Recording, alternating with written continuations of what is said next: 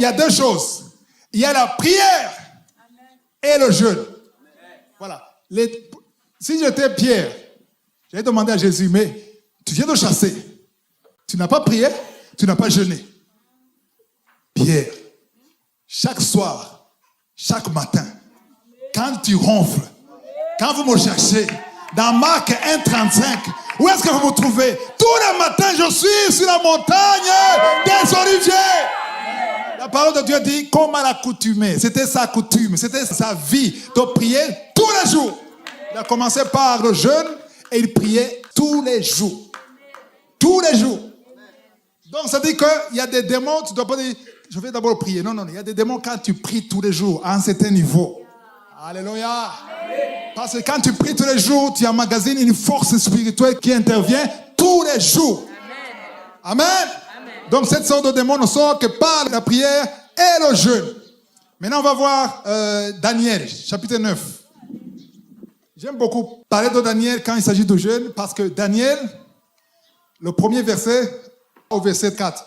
Maintenant on parle de Daniel qui a compris que le moment de l'exaucement est arrivé. Amen. Le moment de l'exaucement est arrivé. Donc, ils étaient esclaves à Babylone pendant 70 ans. Mais le temps de Dieu est arrivé, il a remarqué ça. J'entends souvent les chrétiens qui disent, Dieu m'a promis ça, il nous a promis ça. J'ai des promesses, j'ai des prophéties, j'ai des visions. Alors, j'attends. Tu attends comment? En ronflant? Il y a des promesses qui n'arrivent pas. J'aime souvent dire qu'il y a beaucoup de richesses au cimetière. Il y a des gens qui meurent avec des promesses. Dieu t'a promis des choses, mais tu meurs avec les promesses.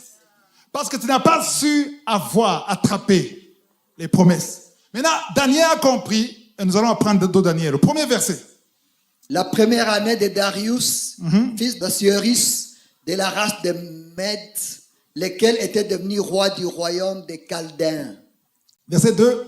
La première année de son règne, moi, Daniel, je vis par les livres qu'il devait s'écouler 70 ans pour les ruines de Jérusalem, d'après le nombre des années dont l'Éternel avait parlé à Jérémie, le prophète. Alors, maintenant, je connais beaucoup de chrétiens, quand ils découvrent que Dieu a dit qu'à telle année ou à tel âge, tu auras ça.